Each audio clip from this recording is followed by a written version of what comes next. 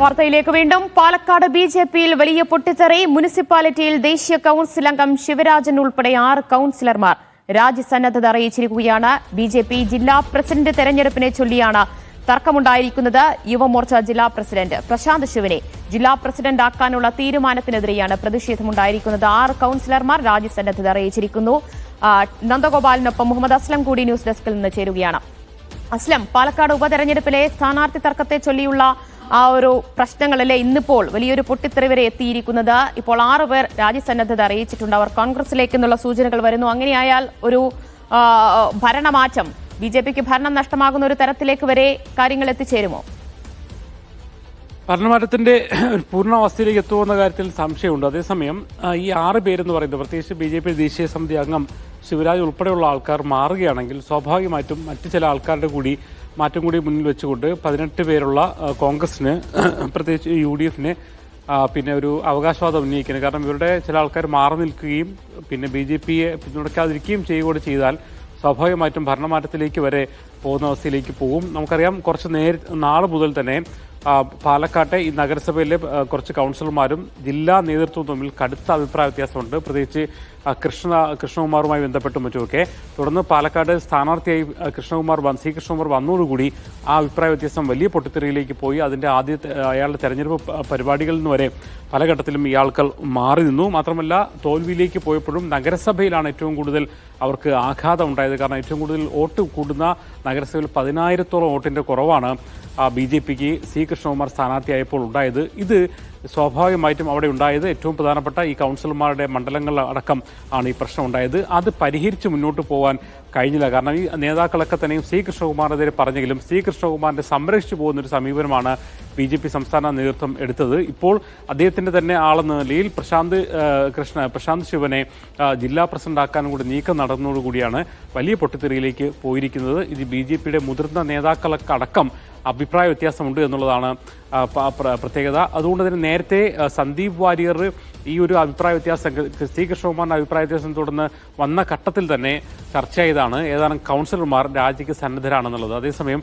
ആ ഘട്ടത്തിൽ അവരാരും സന്നദ്ധരായിരുന്നില്ല. കാരണം RSS നേതൃത്വം നേരിട്ട് ഇടപെടുകയും പാലക്കാട് നമുക്കറിയാം BJPക്ക് ഭരണമുള്ള മുനിസിപ്പാലിറ്റിയാണ്. അതുകൊണ്ട് തന്നെ ആ മുനിസിപ്പാലിറ്റിയുടെ ഭരണം നിലനിർത്തുന്നതിന് വേണ്ടി RSS നേതൃത്വം തന്നെ ഇടപെടുകയും തുടർന്ന് ഈ കൗൺസിലർമാരെ ഒരു മയത്തിൽ സംസാരിച്ച് അവരുമായി രമ്യതയിൽ പോയി മുന്നോട്ട് പോവുകയായിരുന്നു. അതേസമയം അതിർത്തി അവിടെ തന്നെ തുടരുകയും ചെയ്തു. ഇതിനിടയ്ക്കാണ് BJP ജില്ലാ പ്രസിഡന്റ് തെരഞ്ഞെടുപ്പിലേക്ക് വരുന്നത്. പ്രശാന്ത് ശിവനെ കൂടി ജില്ലാ പ്രസിഡന്റ് സ്ഥാനത്തേക്ക് കൊണ്ടുവരാൻ തീരുമാനിച്ചതോടുകൂടിയാണ് അതിൽ പൊട്ടിത്തെറിയിലേക്ക് പോയിരിക്കുന്നത്. ഇനി ഉണ്ടാകുന്ന ഓരോ നീക്കങ്ങളും വളരെ നിർണായകമായിരിക്കും എന്ന കാര്യത്തിൽ സംശയമില്ല. കാരണം ഇക്കാര്യത്തിൽ വളരെ വ്യക്തമായ ഒരു നിലപാട്, അതായത് സി കൃഷ്ണകുമാറിനെ മാറ്റി മറ്റ് നേതാക്കൾ, അത് ദേശീയ സമിതി അംഗം ആണെങ്കിൽ തന്നെയും അവിടുത്തെ സംസ്ഥാന ട്രഷറർ അടക്കം നിരവധി നേതാക്കൾക്ക് ഇക്കാര്യത്തിൽ അതിർത്തിയുണ്ട്. അപ്പോൾ ഈ അതിർത്തിയുള്ള നേതാക്കളുമായി ചർച്ച നടത്തി അവരുടെ കൂടി കാര്യങ്ങൾ പരിഗണിച്ച്, പ്രത്യേകിച്ച് നമുക്കറിയാം ശോഭാ സുരേന്ദ്രന് വലിയ സ്വാധീനമുള്ള ഒരു മണ്ഡലമാണ്. ശോഭാ സുരേന്ദ്രനെ പിന്തുണയ്ക്കുന്ന ആൾക്കാർ അവിടെ ഉണ്ട്. അതുകൊണ്ട് തന്നെ ആ നേതാക്കളുമായി ചർച്ച നടത്തി ഒരു സമവായത്തിലേക്ക് എത്തിയില്ലെങ്കിൽ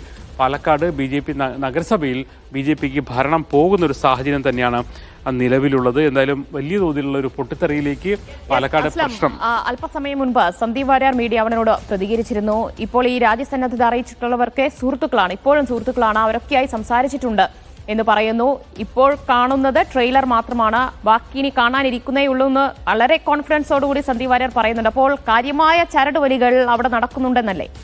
തീർച്ചയായും ഇദ്ദേഹം, അതായത് സന്ദീപ് വാര്യർ കോൺഗ്രസിലേക്ക് വരുമ്പോൾ തന്നെ ഒരു സർജിക്കൽ സ്ട്രൈക്കിലൂടെ സന്ദീപ് വാര്യരെ കോൺഗ്രസിൽ എത്തിക്കുമ്പോൾ തന്നെ കോൺഗ്രസ് നേതൃത്വം മുന്നിൽ കണ്ടിരിക്കുന്ന ആ സമയത്ത് ഉള്ളൊരു വിജയം, പാലക്കാടത്തെ ഒരു വിജയം എന്നതിനപ്പുറത്തേക്ക് സന്ദീപ് വാര്യർ എന്നുള്ള സംസ്ഥാന സമിതി അംഗം വന്നതിനപ്പുറത്തേക്ക് പാലക്കാട് നഗരസഭയാണ് ഏറ്റവും പ്രധാനമായും അവർ കണ്ണുവച്ചിരിക്കുന്ന ഒരു സ്ഥലമെന്ന് പറയുന്നത്. കോൺഗ്രസ് കണ്ണുവച്ച സ്ഥലം അത് തന്നെയാണ്.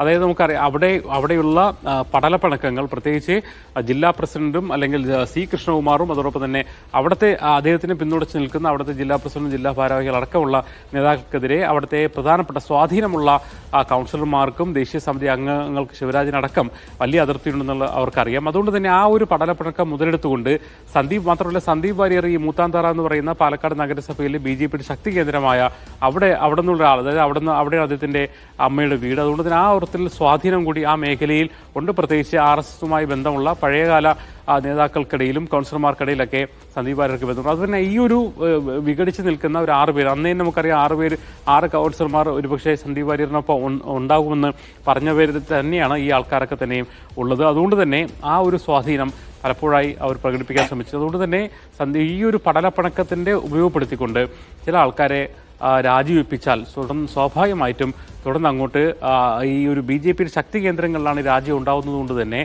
മറ്റ് സ്ഥലങ്ങളിൽ കൂടി സ്വാധീനം വർദ്ധിപ്പിച്ചുകൊണ്ട് കോൺഗ്രസിന് ഭരണത്തിൽ വരാമെന്നുള്ളൊരു ഒരു കാരണമുണ്ട്. അതുകൊണ്ട് തന്നെയാണ് സന്ദീപ് വാര്യരുടെ ഒരു ഇലക്ഷൻ പാലക്കാട് ഉപതെരഞ്ഞെടുപ്പിലേക്ക് വേണ്ടി മാത്രമുള്ള ഒരു സ്റ്റണ്ടല്ല, പകരം പാലക്കാട് നഗരസഭയിലെ ഭരണമാറ്റം ലക്ഷ്യമിട്ടുകൊണ്ട് അത് ഇപ്പോൾ നടന്നില്ലെങ്കിൽ പോലും വരുന്ന നഗരസഭാ തെരഞ്ഞെടുപ്പ്, തദ്ദേശ തെരഞ്ഞെടുപ്പിൽ പാലക്കാട് BJPയെ മാറ്റിക്കൊണ്ട് വരാൻ കഴിയുന്ന തരത്തിലുള്ള ഒരു വർക്കിലേക്കാണ് കാര്യങ്ങൾ പൊയ്ക്കൊണ്ടിരുന്നത്. ഇതിനിടയ്ക്കാണ് ഇപ്പോൾ ജില്ലാ പ്രസിഡന്റ് സംബന്ധിച്ചുള്ള തർക്കം കൂടി വന്നതോടുകൂടിയാണ് അത് കുറച്ചുകൂടി ഒരു പുതിയ സാഹചര്യത്തിലേക്ക് വന്നത്. അതല്ലെങ്കിൽ പോലും തന്നെയും പാലക്കാട് നഗരസഭ ഭരണം ലക്ഷ്യമിട്ടുകൊണ്ട് അവിടെ VK ശ്രീകണ്ഠനാണെങ്കിലും പിന്നെ നിലവിൽ MLA ആയ പിന്നെ രാഹുൽ മാങ്കൂട്ടത്തിലാണെങ്കിലും ഷാഫി പറമ്പിലൊക്കെ തന്നെയും ജില്ലയുടെ നേതൃത്വത്തിൽ അത്തരമൊരു വർക്കുകൾ സന്ദീപ് വാര്യർ വന്നതിന് ശേഷം കുറച്ചുകൂടി സജീവമായി തന്നെ നടന്നുകൊണ്ടിരിക്കുകയായിരുന്നു. ഈ ഒരു അവസരം സ്വാഭാവികമായിട്ടും കോൺഗ്രസ് അത് ഉപയോഗപ്പെടുത്തുമെന്നുള്ള സൂചനകൾ തന്നെയാണ് സന്ദീപ് വാര്യരുടെ പിന്നെ വാക്കുകൾ നമുക്ക് ലഭിക്കുന്നത്. നന്ദഗോപാൽ കൂടി ചേരുന്നു. നന്ദു, ഇപ്പോൾ അവിടെ രാജ്യസന്നദ്ധത അറിയിച്ച കൗൺസിലർമാർ യോഗം ചേർന്ന് കാര്യങ്ങൾ ചർച്ച ചെയ്യുകയാണോ? ഈ രീതിയിലുള്ള ചരടുവലികൾ നടക്കുമ്പോൾ, കോൺഗ്രസിലേക്കുള്ള ചരടുവലികൾ നടക്കുമ്പോൾ ഇതിനെ തടയാൻ, പ്രതിരോധിക്കാൻ BJP ജില്ലാ നേതൃത്വം ഏത് രീതിയിൽ ശ്രമിക്കുന്നുണ്ട്? BJP ജില്ലാ നേതൃത്വം പറയുന്നത് ഈ പ്രശാന്ത് ശിവനെ തന്നെ ഇത്തരത്തിൽ അധ്യക്ഷ സ്ഥാനത്തേക്ക് കൊണ്ടുവരുമെന്നുള്ളതാണ്. ഇത് പാർട്ടി നേരത്തെ തന്നെ തീരുമാനിച്ചിട്ടുണ്ട് എന്നുള്ളതാണ് BJPയുടെ ജില്ലാ നേതൃത്വം വ്യക്തമാക്കുകയും ചെയ്യുന്നത്. അതിന് ഏറ്റവും പ്രധാനപ്പെട്ട കാര്യം, ഇത്തരത്തിൽ കൗൺസിലർമാർ ഒരു രാജ്യസന്നദ്ധ അറിയിച്ചത് ശേഷവും ഈ പ്രശാന്ത് ശിവൻ നോമിനേഷൻ നൽകി എന്നുള്ളതാണ്. അതായത് രാവിലെ മുതൽ തന്നെ ഈ കൗൺസിലർമാർ ഇത്തരത്തിൽ പ്രതിഷേധവുമായി രംഗത്തെത്തിയിട്ടുണ്ട്. വലിയ രീതിയിൽ രാജ്യഭീഷണി മുഴക്കുന്നു. ഒപ്പം ഇവിടെ ഒരു യോഗവും ചേരുന്നുണ്ട്. പക്ഷേ ഇതിനുശേഷവും 12 മണി വരെയായിരുന്നു നോമിനേഷൻ നൽകാനുള്ള അവസാന സമയം. ഇതിനിടെ പ്രശാന്ത് ശിവൻ ഇത്തരത്തിൽ നോമിനേഷൻ സമർപ്പിക്കുകയും ചെയ്തിട്ടുണ്ട്. അതായത് ജില്ലാ നേതൃത്വം ഇപ്പോഴും പ്രശാന്ത് ശിവനെ അധ്യക്ഷ സ്ഥാനത്തേക്ക് കൊണ്ടുവരാം എന്നുള്ള ഒരു തീരുമാനത്തിൽ തന്നെയാണ് എന്നുള്ളതാണ് ഇതിൽ നിന്നും വ്യക്തമാകുന്നത്. ഒരുപക്ഷെ കൗൺസിലർമാരുമായി ജില്ലാ നേതൃത്വം സംസാരിച്ചിട്ടില്ല എന്നുള്ളതും മനസ്സിലാക്കുന്നു. അതിനിടെയാണ് ഇത്തരത്തിൽ ഈ ഭിന്നാഭിപ്രായമുള്ള നേതാക്കളും ഈ കൗൺസിലർമാരും ചേർന്ന ഈ യോഗം ചേർന്നിട്ടുള്ളത്. യോഗം ഏതാണ്ട് അവസാനിച്ചു എന്നുള്ളതാണ് മനസ്സിലാക്കുന്നത്. കൗൺസിലർമാരൊക്കെ ഇപ്പോൾ പുറത്തേക്ക് വരുന്നുണ്ട്. അല്പസമയത്തിനകം തന്നെ ഇവർ കാര്യങ്ങൾ വ്യക്തമാക്കും എന്നുള്ളത് മനസ്സിലാക്കുന്നു. ചെയർപേഴ്സൺ പ്രമീള ശശിധരനൊപ്പം വൈസ് ചെയർമാൻ കൃഷ്ണദാസ്, ആരോഗ്യ സ്റ്റാൻഡിംഗ് കമ്മിറ്റി ചെയർമാൻ സ്മിതേഷ്, വിദ്യാഭ്യാസ സ്റ്റാൻഡിംഗ് കമ്മിറ്റി ചെയർമാൻ സാബു, മുതിർന്ന അംഗം ശിവരാജൻ ഉൾപ്പെടെയുള്ള കൗൺസിലർമാരാണ് ഇവിടെ യോഗത്തിൽ പങ്കെടുക്കുകയും ചെയ്തിട്ടുള്ളത്. ഏതായാലും നേതൃത്വം ഈ തീരുമാനത്തിൽ നിന്നും പിന്നോട്ട് പോകാത്ത ഒരു സാഹചര്യത്തിൽ ഏത് തരത്തിലുള്ള ഒരു നിലപാട് ഇവർ സ്വീകരിക്കുമെന്നുള്ള കാര്യം വളരെയധികം പ്രധാനമാണ്. പാലക്കാട് BJP എന്താണ് സംഭവിക്കാൻ പോകുന്നത് എന്ന് നമുക്ക് അധികം വൈകാതെ തന്നെ അറിയാൻ കഴിയും. 6 കൗൺസിലർമാരാണ് രാജ്യസന്നദ്ധത അറിയിച്ചിരിക്കുന്നത്.